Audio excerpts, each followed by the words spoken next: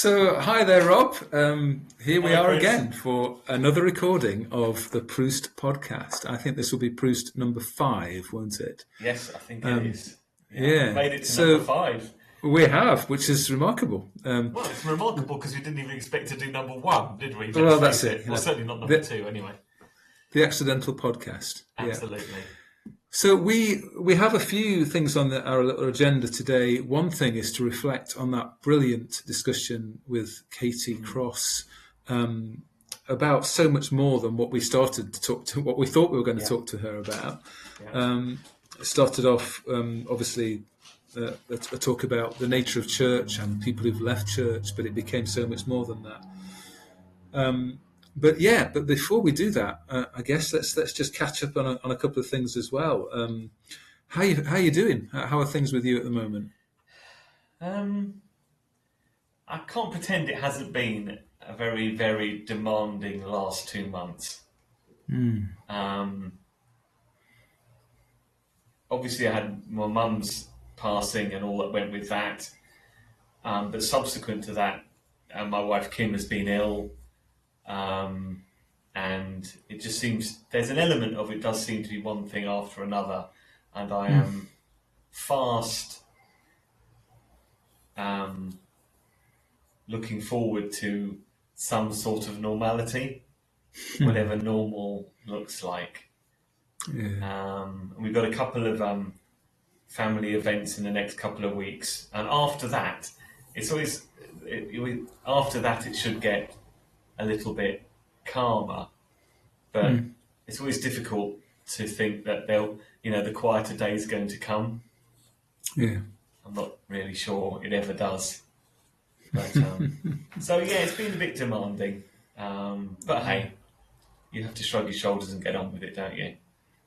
I suppose you do. Although to be, throwing this particular extra busyness around the Proust stuff into the mix as well, it's remarkable that you're juggling that alongside everything else. Yeah, but I think the Proust thing is such a diversion for me, and something that you and I have spoken about now for the best part of 18 months, I suppose.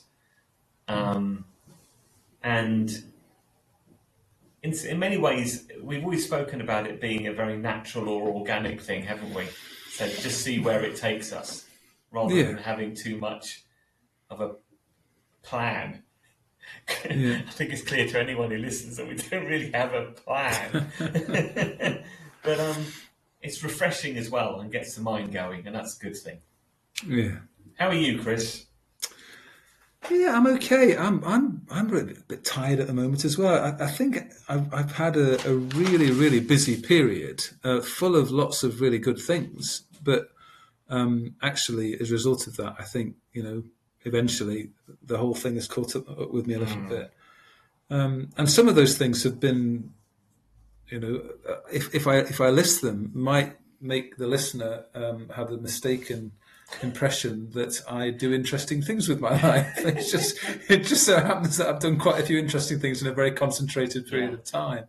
So we had 2 weeks away on the incredible Fair Isle, which is a tiny little island between Orkney and Shetland.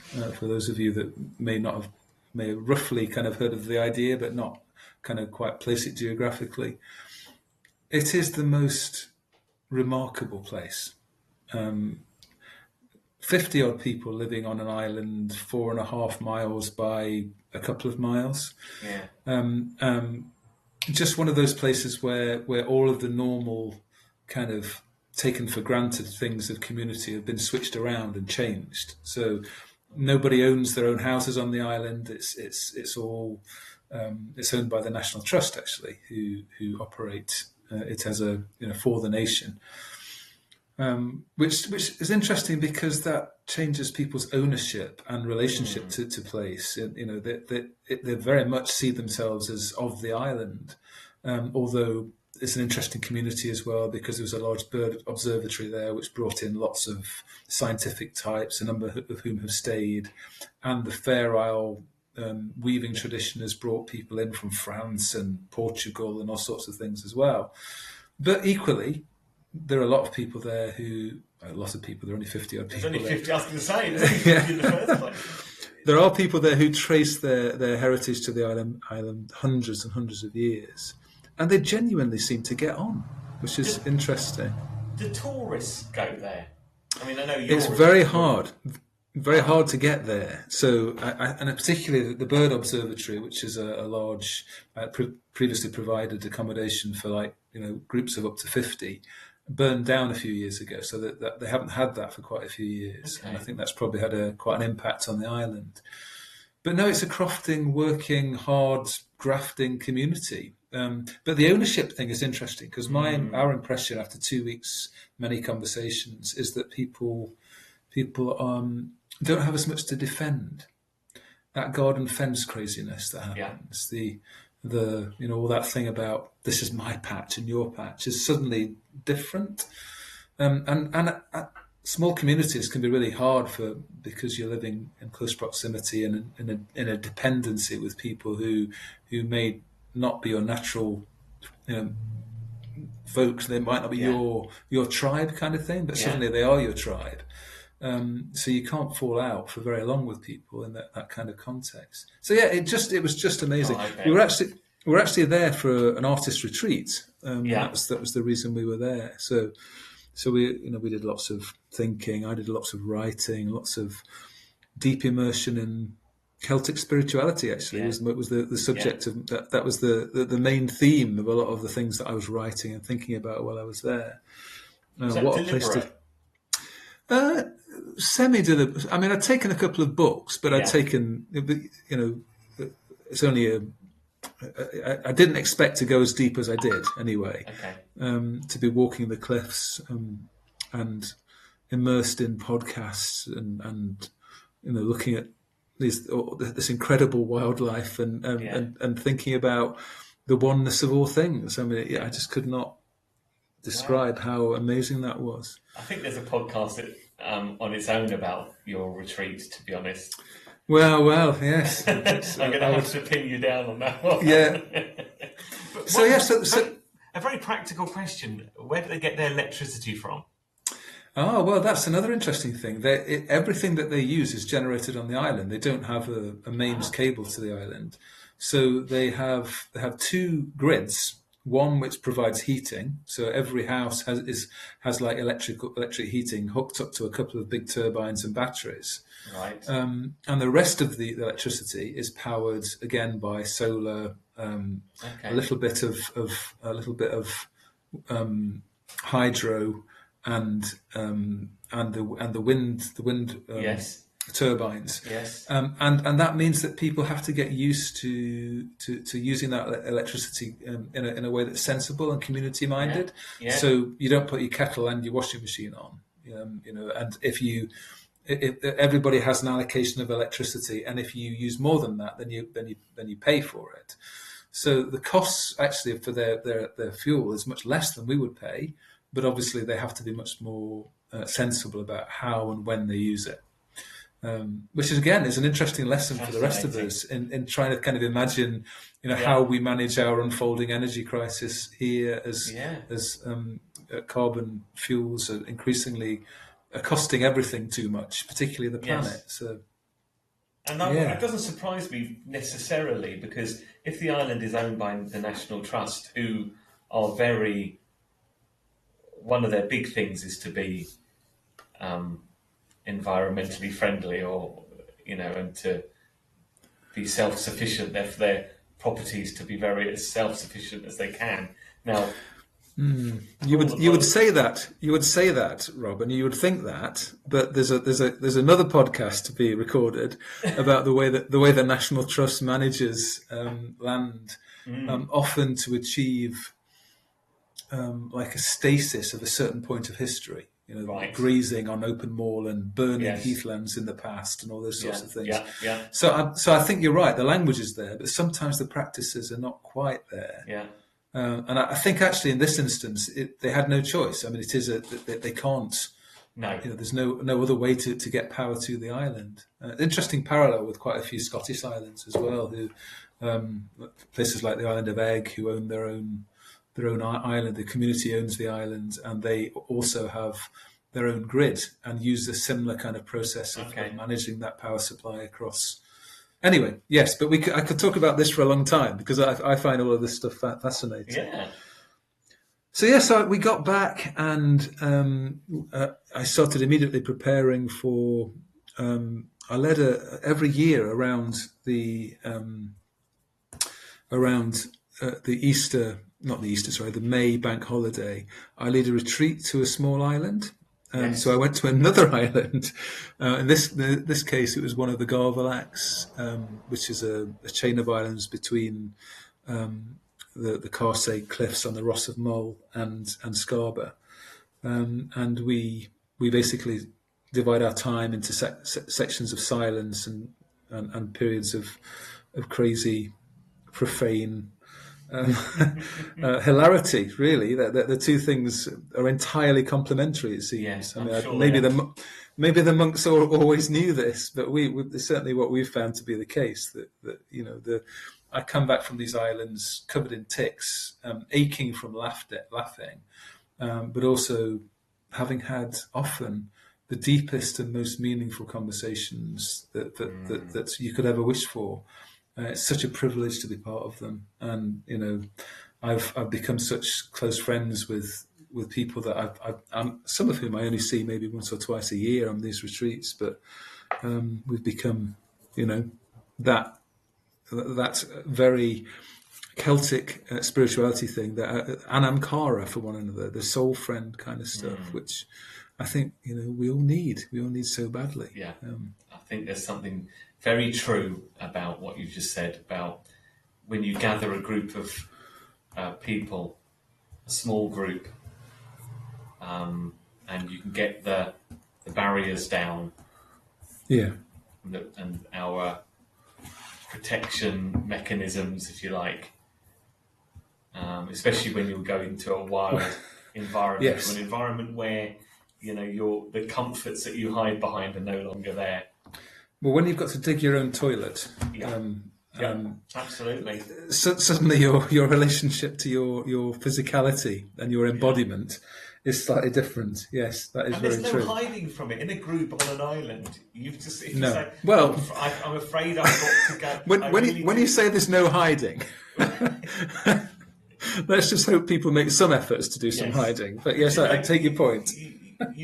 The fact that when you need to go and do whatever comes naturally, you kind of have to, and there's nothing, I don't know, polite about it, is there? There really is not. No, especially not with the gatherings that we seem to be able to create. I suspect so. So that happened, and then immediately after that, we had a pop-up shop for our business in. Just across the water from where we live, in a lovely street full of galleries and the like. There's two now pop-up shops where artists and other people, actually not just artists, will take the shop for a week, and you then have your own space for that whole week. And it was just lovely. It was full of conversations about art, and I think what we make is very. We make ceramics, but it's all covered in poetry. So you kind of what we often find is that something about people being stopped by the poetry creates conversation. So I've had one of those after the other, and then we did a whole evening of poetry reading as well in the space, and so all of that was just really, really lovely. And I don't think I remember being so busy for quite a long time and yet unstressed. But having said that, I think I'm now tired. So maybe these things are always you can do them for so long, and then you need to take some rest. Yeah. So that's what I've been up to, which has been amazing. Well, it has been amazing, and honestly, if you'd ask me this same question in about 2 months' time, I'd probably say, I went shopping. I don't like to leave the house. It's scary when you have to go and interact with people. Introverts like me, it's much easier to stay, and dig gardens and things. Yeah. But that is the other thing that's probably the reason I'm tired, is because we have, as a result of being away so much, our our planting cycle in the veg garden is well behind. We're probably 2-3 weeks behind of where I would like to be. So I've just been out feeding the midges this morning and trying to get some crops into the ground. So you obviously try and live quite a self-sufficient life.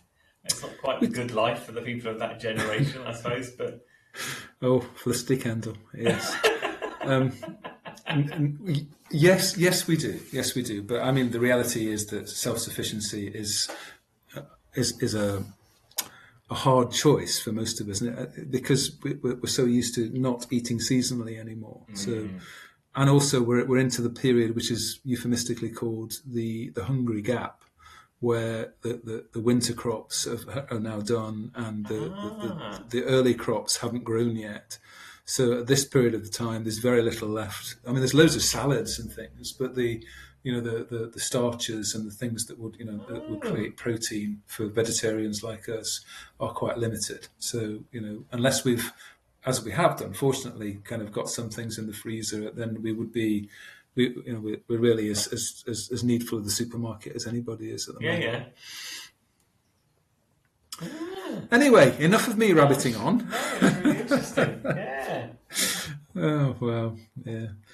So, just one other thing I wanted to mention, though, which we've talked about, but I think it might be worth, before we get into the discussion about Katie talking about, was this one of the things. I mean, you said earlier that we don't have a plan, and we kind of don't. But we are following what we're trying to do. Is the plan, such as it is to build community, and to look at as ideas start to emerge and develop, to allow them to develop, to equip them as much as we're able to equip them.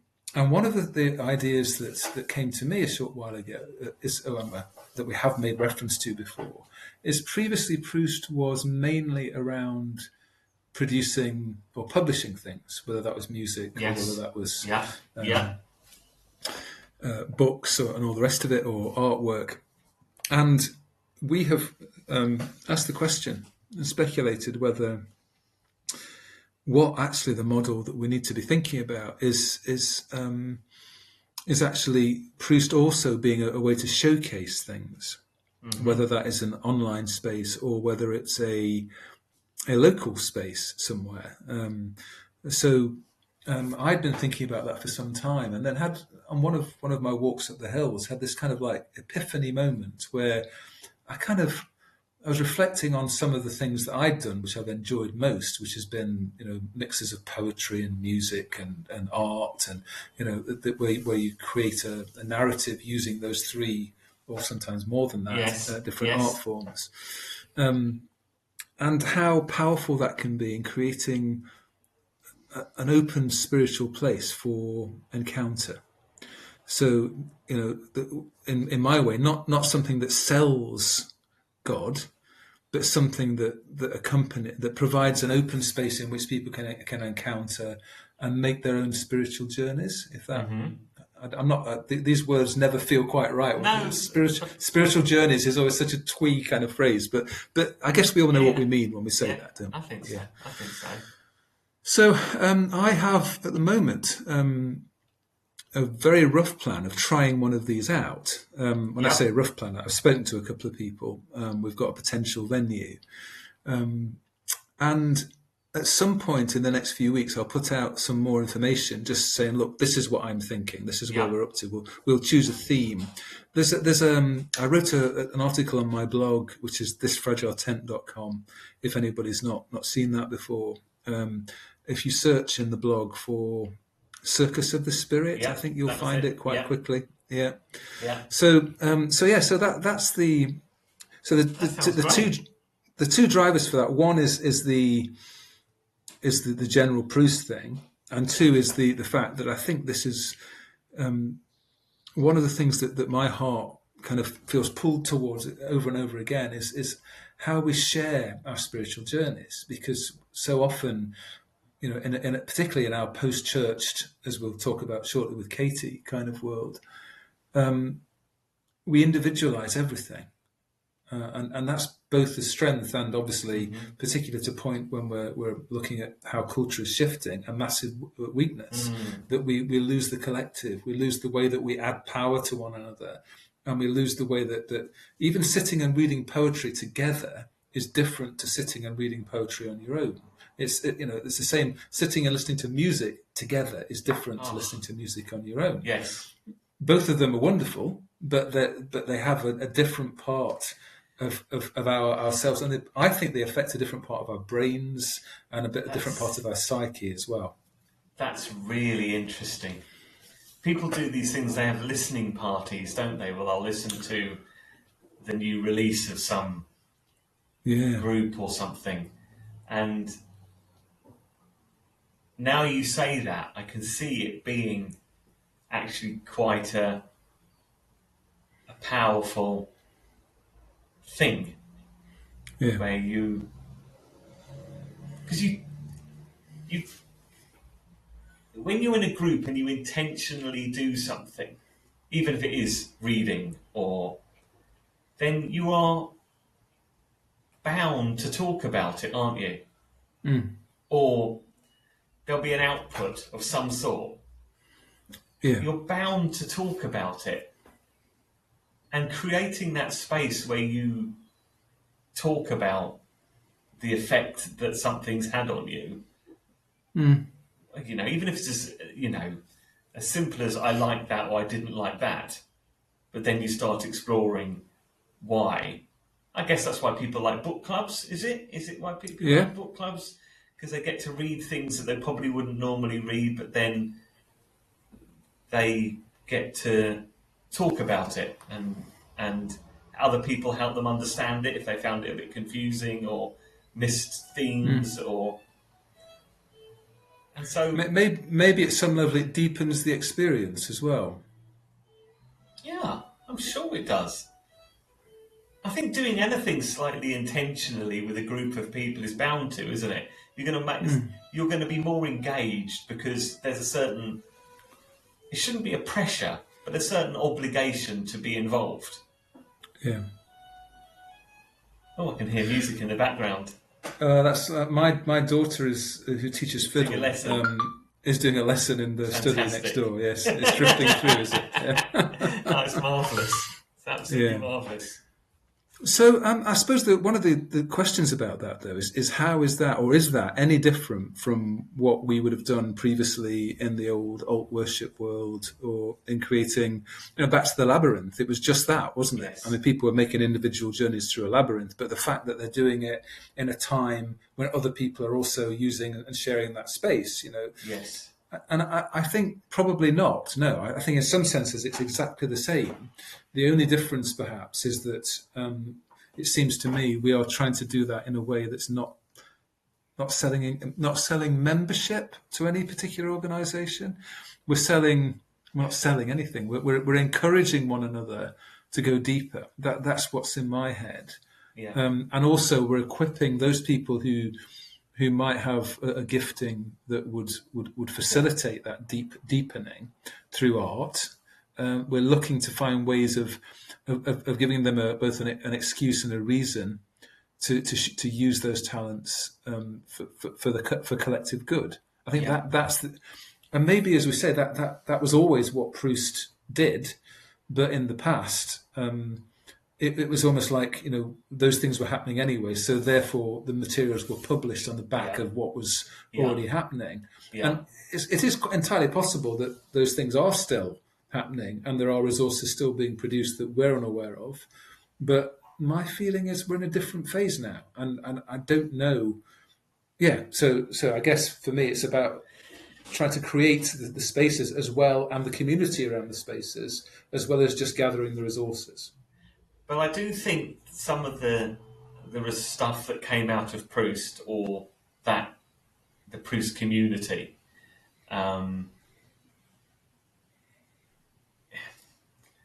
it came out as a result of the activity that was going on, whether it be the alt worship or anything like that, or a creative space. then the liturgies or the poetry or the music, a sense came out of that rather than it was done. Rob, not that it would have been me, but Rob did something and then gave it to. Do you see what I mean? It was that Yeah. the other way around. Yes. And I think there's something really very special when something naturally occurs. Something Yeah. grows out of something or is produced out of something. So if, for example, you're thinking of your circus, and you have a group of people who are exploring, creating, going deeper, whatever language, whatever comes out of it is unique and really full of meaning. It's already embodied with meaning, isn't it? Because of where it came from. Absolutely. Rather than I'm going to write a book. My publisher says I need to write a book. The first draft is due on this occasion, so I better get on and write a book. Yeah. What am I going to write about? Rather than go to do something which actually exists to create a space for people to be creative. That sounds ever so. The language, I've got the words wrong, but that's really what we're trying to. No, I think you're right. I suppose the other bit, the tie-in to the discussion which we are about to have around Katie's input, is if we are right to say that church is declining and continuing to decline, how do you create community, and how do you collectivize? And maybe, you might say, well, we don't need to do either of those things. That people will find their own ways to gather, and as the research seems to suggest that people are doing through the book clubs and whatever else is happening, and perhaps we don't need to kind of think about reinventing the wheel kind of thing. Maybe those things are enough. But I still feel that actually there's a role for people, and maybe there's a role for there's a need for a model of how you do that safely and allow people to collectivize without the institution. And maybe that grows into an institution. Maybe that grows into a different institution.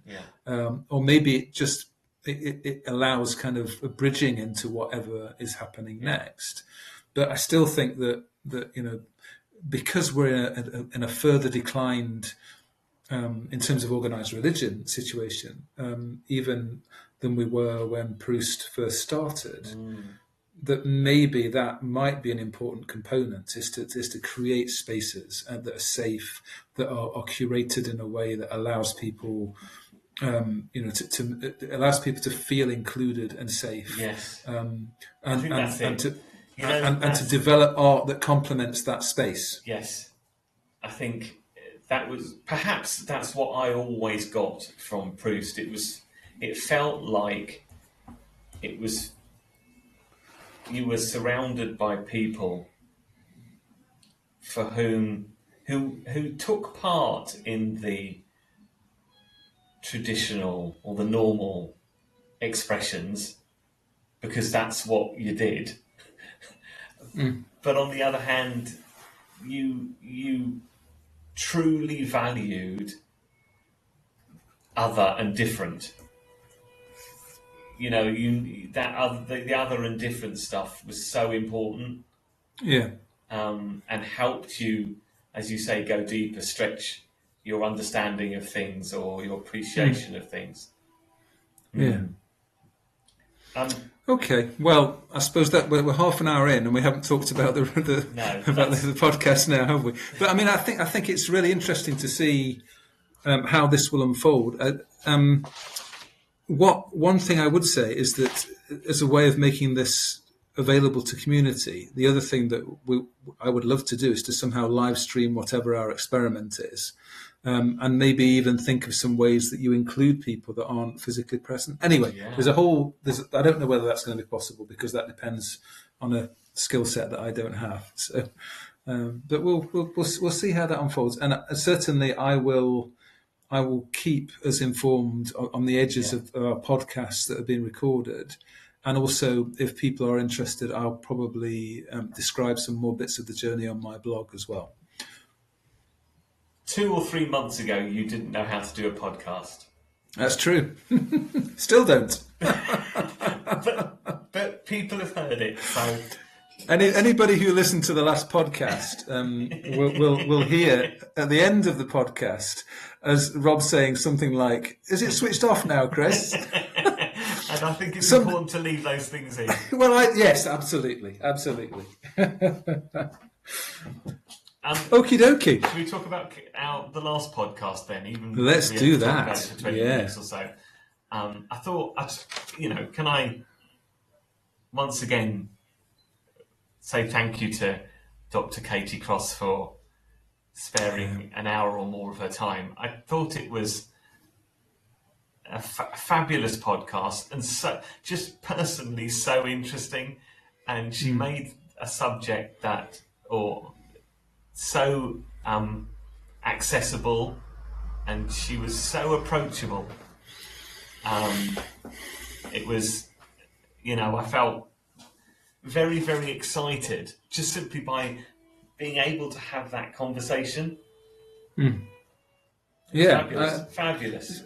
I absolutely agree with every word of that. I thought she was very generous, not only through the way that the fact that she came on to talk about this stuff, but also in the way that she talked about it to a pair of us who really, we don't live in the academic world. We don't know the language that she's using. We don't, there are lots of things that she could have schooled us on, and I'm hoping maybe she will do again. Yeah. But instead, she explained them carefully. She was very kind of kind, and it was just a lovely thing to be part of. And at the end of it, I left the whole thing feeling excited, which is not something I expected either. I mean, maybe we'll talk a little bit in a minute about how we ended the podcast. But I mean, even at the beginning, we can say the fact that we were able to come through a discussion about the end of church as we know it, perhaps discuss, and still at the end feel actually it might be the end of church as we know it, but that also means it's the beginning of church as we don't yet know it. Yes. And that does leave me with a bubble of wow, there's something happening here. I mean, there's lots. As before we started recording, we spoke about there's a slight concern it ends up being a church bashing thing, and yes, and I don't think it was, and it was certainly never deliberately that. If it did come across, then I'd hasten to apologise to anyone who felt offended or hurt by it. But by being able to talk about these things in a generous, as you say, environment, I think that's again part of why we're doing what we're doing, to create space where you can talk about stuff, hard stuff sometimes, without feeling defensive about it, or at least being able to ask questions when you don't know the answer, or you don't even know where to start on the conversation. Then part of what I love about what we're doing is simply asking what appear to be very, very simple, basic questions to at least help me start the process of understanding where we're going. Yeah. And you asked some very. Go on. Sorry, on you go. No, I was going to say you just on that note. I know we've done it again, haven't we? Sorry, but you asked two or three questions that were of the kind of what do you mean by that, which I found really helpful. So I think you were brave and honest to do that, because I didn't know what the answer to the questions were, but I'm not sure I would have been as brave as you as to say, tell me what you mean by feminist theology, tell me what you mean by trauma theology, and they're things now which we are both on a journey to understand better. See, part of the reason I ask these questions is because obviously I don't know what they are. I could probably have a stab at what I think they might be, but I don't really want to do that because what if I'm wrong? I'm already going off on a tangent. But also, part of me feels that so often you're in whatever group you're in, there feels like there are people who already know so much. And, the old expression, knowledge is power and all that.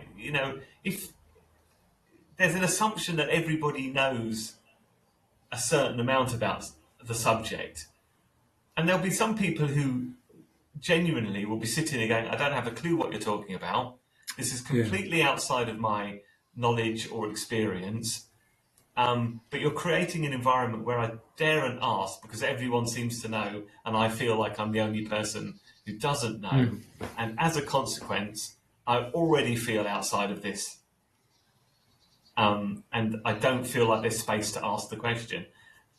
And that's you've instantly hit the nail on the head. That's the problem, isn't it? We live in such a society where everyone thinks they know the answer. Yes, indeed. And people, anyway, there we go. So, yes. But I mean, in terms of that bit of the discussion, because I suppose that was us just asking Katie about her background, about where, what other areas of research that she's been working in, and it started off. Her first research was into the atheist church, which I had heard of before. I think I wrote a post on it on my blog, like I don't know, maybe 10 years ago or something like that, which was an interesting. Again, thinking about that discussion we've just had about Proust Collective or Proust Event or the Circus of the Spirit stuff, that the atheist church developed because a number of people wanted to do church but didn't want to do the God stuff. I wonder if what they didn't want to do was to do the God stuff in the way that the God stuff had done, or whether they were happy to let go of God altogether.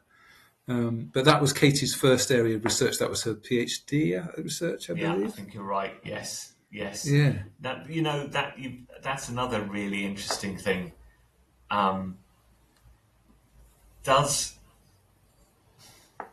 traditional forms of church present God in a way, or is there a danger that traditional models can present God in a way that is a complete turn-off? And consequently, maybe the atheist church, because whenever you see, it's very difficult because we're already coming at it from a certain bias, aren't we? Yeah, I suppose. So you're sort of. I'm very conscious of judging what other people think. I don't want to judge what other people think, but I'm making a huge assumption. When you listen to atheists in the media, or they're often very, very. I want to say they come across as very. I'm either being defensive or they're very pushy. They're being very. They're often being very religious. Yeah, it is that. Yes, and I wonder what's in there. You want to beg what's in their background to make them as religious from their point of view as a very religious person is from a, I don't know, Christian point of view, if you like. And there seems to be there's a huge clash. Yeah. So, it's interesting. I suppose it takes us towards that trauma word, doesn't it? Which was another thing we talked about briefly on the pod, and it makes I would love to explore that more deeply as well, just from a perspective of someone who's been in and around the word trauma and how we might address trauma through most of my life, but never really seen that as an engine for spirituality, for good or ill. I was particularly fascinated by Katie's description of Christianity as having trauma at its core. I don't know if they were her words, but that's what I kind of met in terms of the God who was crucified died, and that we gather together to celebrate that awful, torturous death Yeah. on a weekly basis through Mass or communion. Or Yeah. um, There's certainly a and, lot. She certainly said there's a lot of trauma or traumatic events mm, described throughout the Bible. Everything from the Exodus to the various descriptions of war and battles to Jesus' life itself, and let alone the crucifixion. So that's interesting, because what she said, which I was trying to understand, is the difference between, well, she was saying what trauma is, essentially suffering. I wrote down suffering that doesn't go away. You don't get over it, and you create a way of dealing with the world as a result of your trauma. The subject I'd love to ask her about in another podcast really is, I hesitate to use this, I'm going to say it, but I'm hesitant in the language I'm using, is can you be healed from trauma? Can you be freed from the hold it has on you? Because the description, if it's suffering that doesn't go away, then it has a hold on you, and you're weighed down by it in some way. Your life, you've adapted, you've created a way of living that enables I'm you always to carry on. I'm always reminded of that the Jesus line. Some demons only come out through prayer and fasting. Do you remember that? That I can't remember. Of course, I don't. My brain doesn't retain the verse and the chapter. But No, but sure it was the bit. I think it was the bit where the disciples were sent out to do acts of healing, and there was one particular demon possessed person that didn't respond to their ministrations, and so Jesus came and did the deed, and then said, "Well, the reason you're struggling is some demons only respond to prayer and fasting." So as if there's something about, I mean, there's a whole discussion there about, demon possession and what that means and how they understand that within the context of mental illness. And but beyond that, there's also something about the journey for these things that in my head that we expect in some forms of church kind of deal in kind of one-off events, don't we? As if that sorts things out. Yes. Whether that's I'm glad you said that, because I think. Whereas the reality for most of these things is that you walk with them, and you there may be breakthroughs in the sense of realization and someone finally hearing, somebody finally listening, discovering people who are like you, who have had similar kind of damage and trauma, and all those things might be important. But in my experience, through both my own trauma, but also through working in mental health services, is that the bulk of dealing with traumatic, particularly kind of ones that aren't single incident, the typical trauma might be, a train crash, so that, and that might have a series of incidents. But the ones that are much more enmeshed in who we are abusive traumas that people experience over a long period of time, and whether they're child related or whether they're related as an adult through being in an abusive relationship with a person or an institution. And that's the other that's the key, really. That's the degree to which institutions themselves can create trauma. Those things they require prayer and fasting, or long-term engagement, or finding the right people to walk with, or all of those things of those. Yeah. I hang on to what Jesus said about being sent to set the captive free. And I think he either meant it or he didn't. This is the things I always hang on to. If he didn't mean it, if it was just an expression that sounded lovely, then I genuinely would say the whole thing is rubbish. Yeah. You know what I mean? You go, forget the whole thing. But he said they came to set the. Now, what does that mean? Well, people have written tomes, I dare say, on what does it mean to set the captive free. But if it is part of the hold that that trauma has on me, then that sounds like something I'd like to believe in. There, does that? Yeah, I mean, I suppose one of the things that Katie seemed to be kind of talking about, but not quite getting into the grist and detail of, is the way that church itself is the source of trauma for particularly marginalised people, or particularly for women, particularly for black people, particularly for those who don't see themselves as like white middle class, married with 2 children kind of people, like you and I both are, Rob. Yes. I think I wrote there was she was talking about why people left churches and also what they found outside of church or the groups that they have joined or created outside of church. And I wrote down that they appreciate structure, which is really interesting, isn't it? It's not about being free. They do want a bit of structure. They want community. There's a common cause, but they are out there looking for more. I wrote down more inclusive inputs, which I think was just meant get a broader range of inputs that perhaps weren't available or recognised or appreciated wherever you were. So there was. I think we picked up on this when we were talking to Katie, wasn't it? I thought that's all the stuff that the community of church should provide, and yet it goes clearly from her research, if nothing else, it goes wrong. Yeah.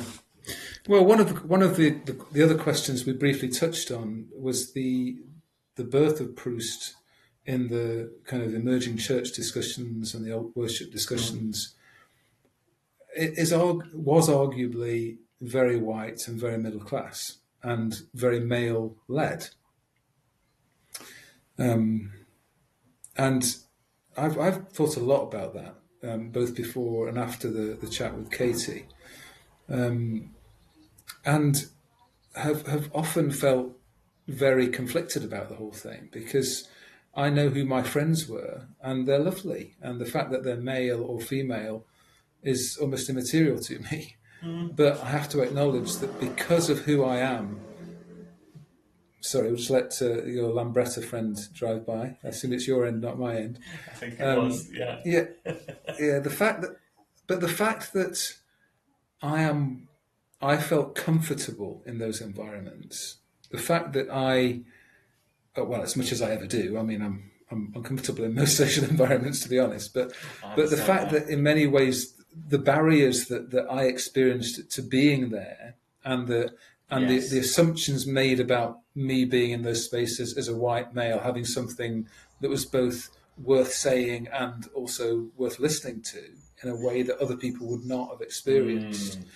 I find that quite devastating. As someone who, I was listening to another discussion recently about how white, left of centre, even progressive males are probably a greater burden to sort of a re-engineering of society towards being more open and inclusive than the kind of right-wing shock jocks who are racist and blatantly kind of prejudiced in that kind of way. Because the argument was going that actually we think, or I think, people like me think that we're okay. We've got it all sorted. We're fighting the good fight. We're liberating the captives. Whereas in reality, we are the sort of we fill the space and we define the space by our preferences and our experiences. Okay. Yeah. In a way that actually almost certainly stops other people having the ability to make that space, to bring the colour and flavour Yes. and variety to that we Yes. actually crave. Yeah. Yes. Yes. I hear exactly what you're saying. That by being quite so white middle class and left of centre about it, and being proud of that, we've actually created Yeah, a monster in itself, haven't we? potentially. Yeah, Yeah. potentially. Mm. I think Katie did in a kind, sort of and sensitive way when I asked that question. So my question was something like, "Are we part of the problem?" And bless her, she didn't say yes, but she didn't say No. no either. And I think we have to hear that. We have to hear both sides of that, don't we? Yeah, absolutely. I Mm. think that's because are we part of? We're always whoever you are, whatever you're part of the problem, aren't you? Mm. Whatever situation, if there's anyone who feels outside or you're excluding, or in any situation you are part of the problem because you're there in it. Yeah. I think at least being aware and being intentional about how you include people, and it's not just for the sake of it. You actually want their input, and their input being as valued as anyone else's. You don't Mm. just want them there. You want. I suppose I'm thinking. My mind went to the idea of having a creative space where you had a theme, Mm. and you wanted to, I don't know, explore that theme in a creative way. You could have everyone from someone who's never picked up a pen to write, or a paintbrush to paint, or a piece of clay to mould, to someone who does it for a living. Mm. And it's how you include those people in the same place Yeah. and say, Yeah. it's not for me to say whether your art is good, bad, or indifferent. I want to help you make the most of what you've got. Does that make sense? It does, but I suppose the better way I think to put that is it's not for us to decide alone which art should be included. That Yes. that we need to make sure that decision is being made by people who've had a lived experience of their art being excluded, for example. Yeah. That because one of the issues we will certainly have with if Proust becomes what we hope it will be, is to decide which should be included and which we should decide no, that's Yes. not for us. I mean, there will be a value judgment at the heart of that, Yeah. won't we? We think that is saying something important. We think that is of a quality that needs to be showcased or needs to be published, Yeah. because we think other people will be interested in it. So there's a lot in there that starts from a place of value judgment and starts from a place of privilege as well. That we are in the privileged position to be making that decision on behalf of who? On behalf of Proust, but in behalf of Yes. perhaps the community that gathers in and around Proust. Yeah. So there's a lot. Yeah. It's for that community, isn't it, to kind of be the judge, if you like. If not, judge is the wrong word. Yeah. I think. Yeah, go on. Sorry, come on. No, I'm sorry. I get these Jolly Robins, and my mouth starts making a noise, and I realise that I've stopped listening, and I'm there. So sorry about that, Rob. I've done that twice fine. now. No, not at all. Well, I'm just thinking about the question we asked before about. I think I'm probably on podcast 1, which was it might be that we're not the right people to do this, because it might be that the community that forms is has a a desire to take it to places that we're not comfortable with, Yeah. and in which case they do it, and that feels fine. But I guess one of the other things that, in the light of that discussion, that we really need to kind of maybe ask ourselves at some point, if not, lots of different points, is if our gathering is not diverse and doesn't give appropriate space to that diversity, if it doesn't create a welcoming that allows people from different, particularly marginalised groups, then it seems to me that we need to ask ourselves some very hard questions about what we're doing and how we're doing it, and whether we need to reshape that to put that in spaces where to be able to create spaces and to create contacts outside of our comfort zones. Yes, I think maybe. Yeah, absolutely. No, I agree. I think that's entirely valid and absolutely true. I don't. We've been conscious of that from the very beginning. I think I suppose we can only take it as far. I think you and I, to some extent, can only do our best to create that environment. Yeah. But at the moment, we're still in that kind of very formational space of us putting these things out there, trying to reach people who are interested, and I think we're expecting that takes a while. Yeah, I think so. Do you want to talk about? Well, I see time is marching on, and do you want to talk about the group pod? I do. Yeah, I think this might absolutely be the right time to do that. Well linked. Yeah. The next podcast. That one in, eh?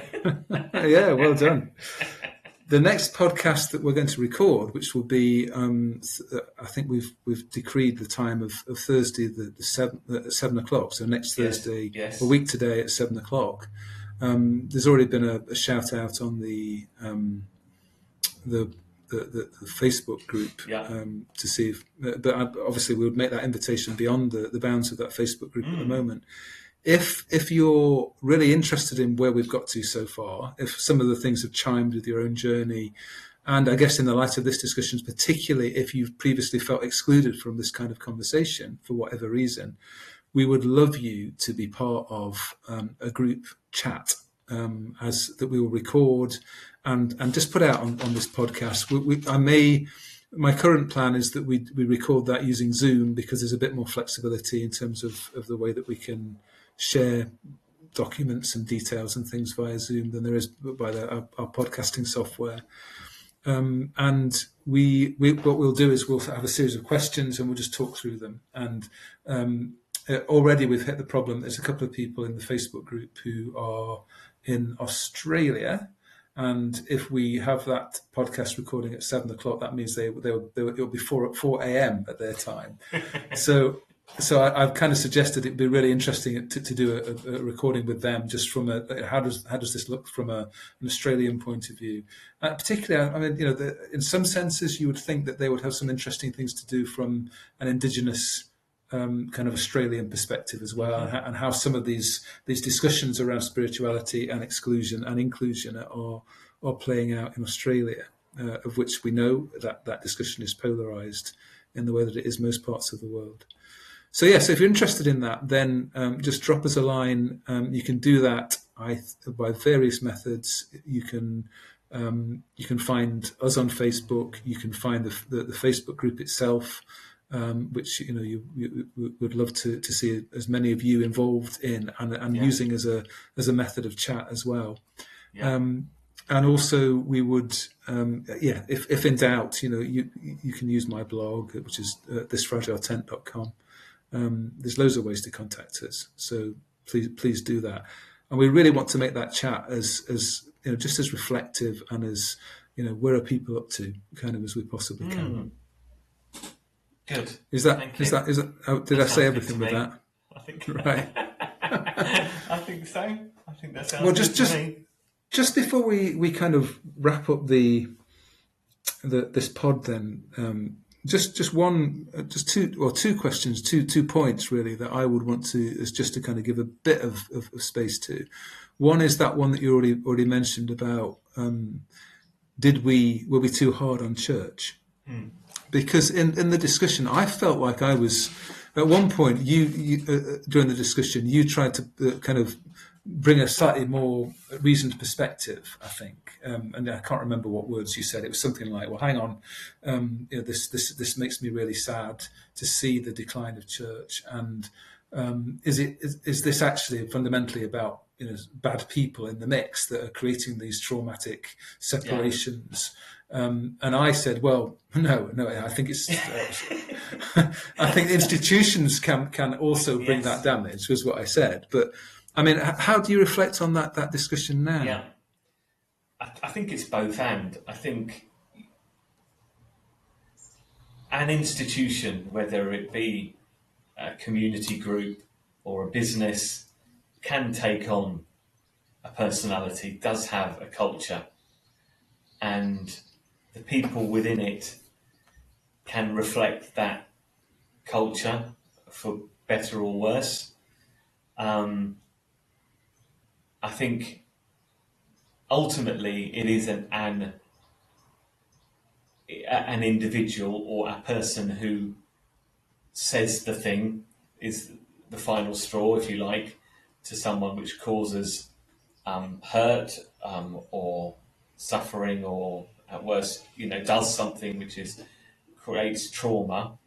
I think, but I do accept that the way an organisation is set up can allow that. I think Katie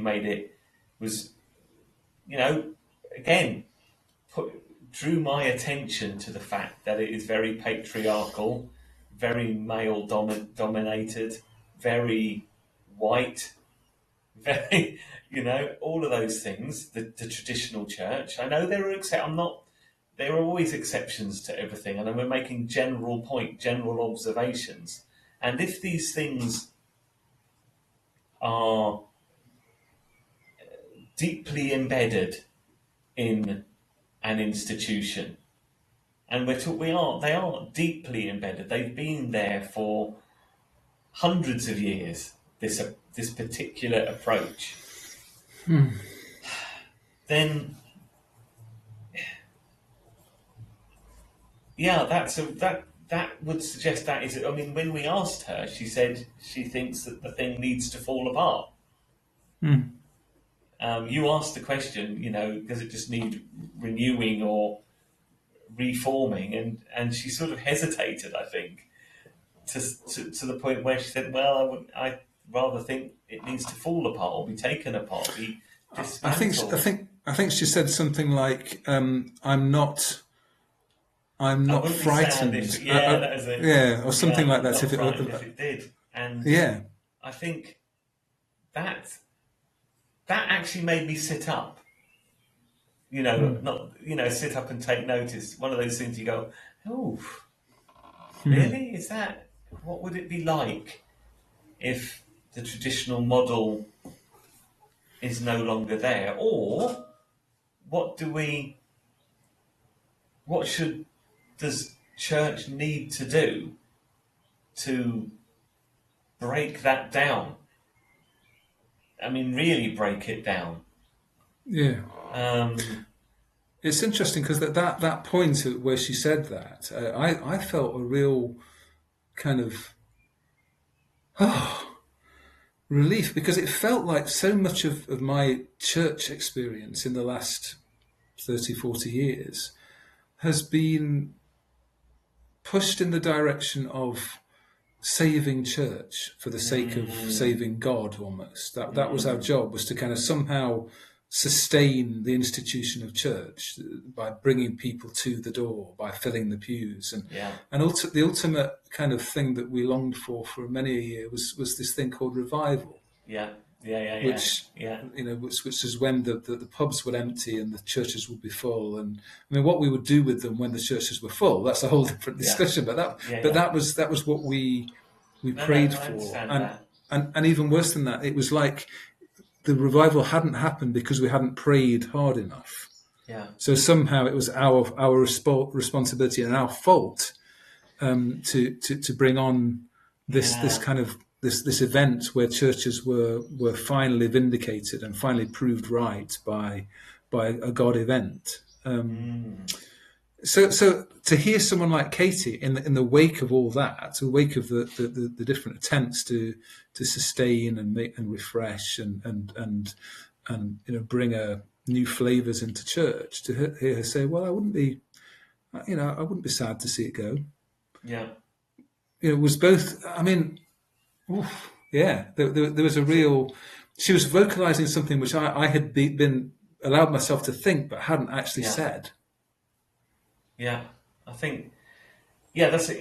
It really deserves proper reflection when someone says something like that, doesn't it? Ultimately, I think my reaction now is it makes me very sad to think that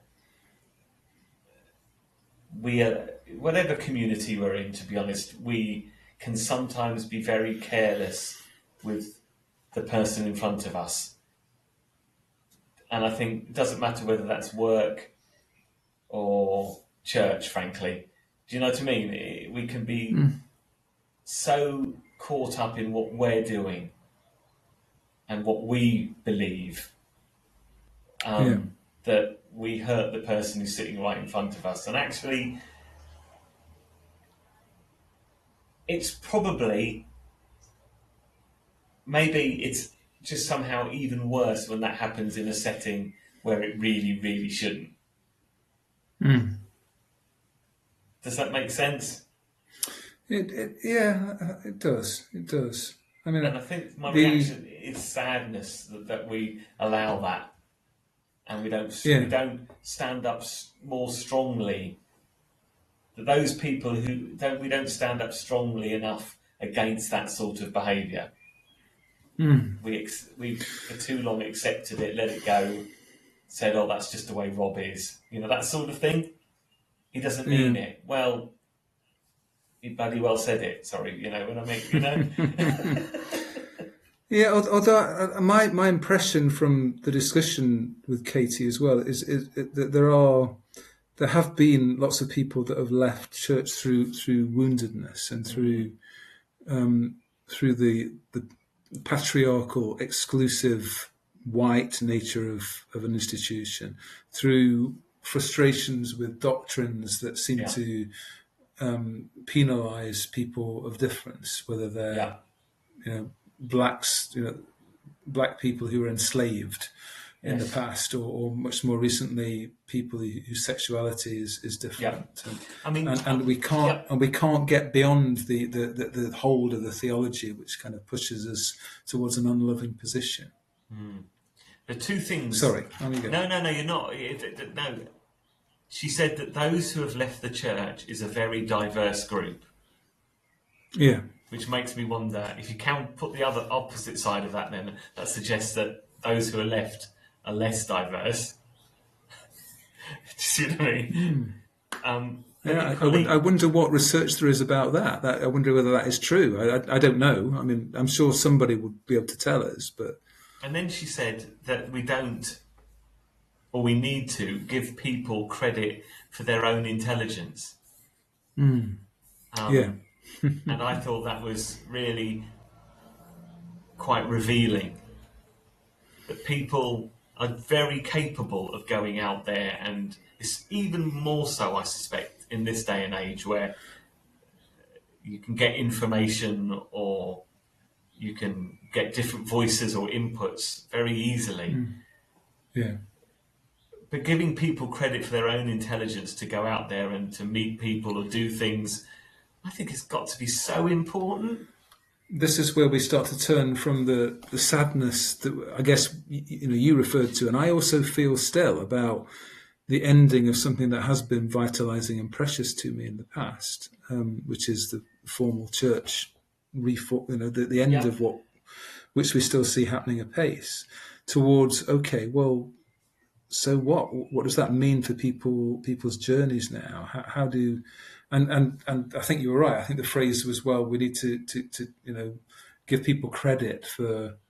That was what her research seemed to be showing, is that actually rather than an end of religious experience Yes, or faith that was it. experience or Yes, it was spirituality, that people were finding all sorts of ways to express that that were just as vital and central to who they were Yes. as what church used to be. Yeah. Except it was not formalized. It wasn't clubbed Yes.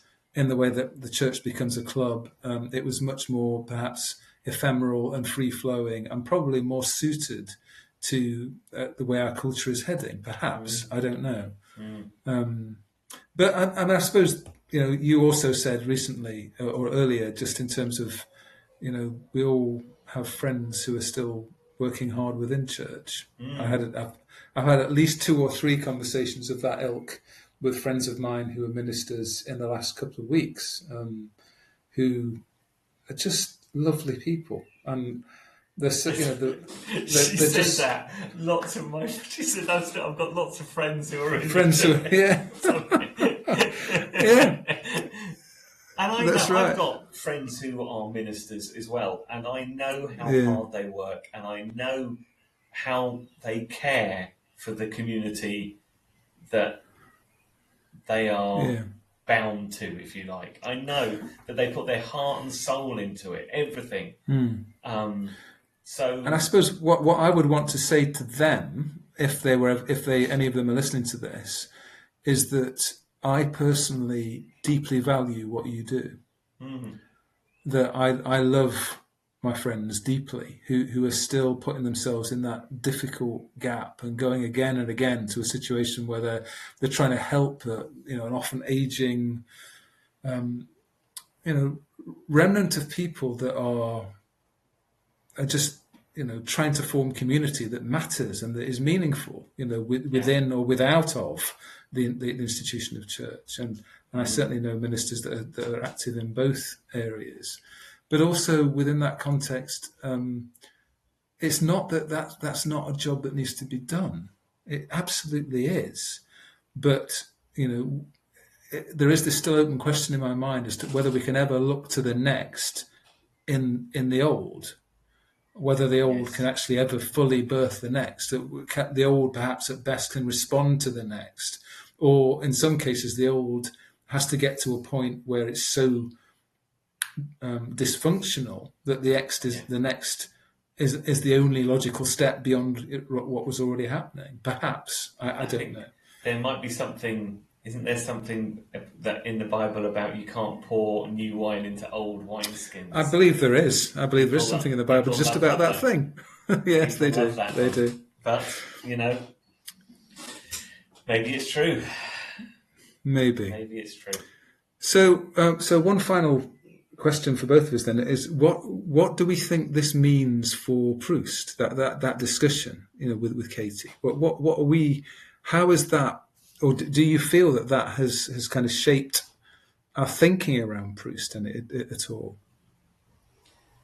I think it reinforces perhaps something that we're at least aware of about inclusion and diversity and being aware. I think it again for me reinforced how easily you can slip into or go into your comfort zone without really being aware that you're doing it, and how you need to constantly be challenging yourself as to how open you really are. Do you really want these other inputs, or are you actually quite comfortable doing what you're doing? I mean, I think, I'd love to speak to her again and just go into some of these subjects perhaps a bit deeper, partly for my own interest, but I'd be very interested to know more about her research and what it tells. Well, because she's such a kind and giving person, we asked her after the recording if she would be happy to be involved further with whatever Proust is or whatever it becomes, whether it's of an interest to her, to be part of that journey. And she said yes. So it might be really helpful for us. She might well be involved in lots of ways. But one of the important ways that I would love to be able to kind of encourage is for us to be using her as a bit of a, let's talk this through. You know, are we getting this? Are we getting this right? Are we? Yeah. I mean, I think she may well be one of the people that would be really important as a corrective to some of the issues that we've talked about. But I do accept that, or welcome the fact that if we're going to when we do this group chat, I think it's going to be so important. I'm very enthusiastic about it, and I'm hopeful that people will join in. Because without other voices, it's going to be a bit of a challenge. It won't be a group chat, will it? It'll be another chat. No, yes, absolutely. Another chat. All right, Rob. Well, that's 1:15. That's probably longer than the chat we had with Katie. So we'd better sort of call this podcast. But I've really enjoyed that chat as ever. I think we've. I love the fact that we go from talking about fairly mundane stuff to really kind of deep, important things, and I love that. That's right where I'm at. So thank you for sharing that space. Well, with you me. said as much that when you went on your island camping, that's kind of how things go. They go from the mundane to the extreme to the profane to the deep. And maybe perhaps life should be a bit more like that rather than middle of the road all the time. I'm all for that. Yeah, let's do that. Okay, right. Well, thanks all the best, folks. Thank you. Cheers. See Bye. you next time.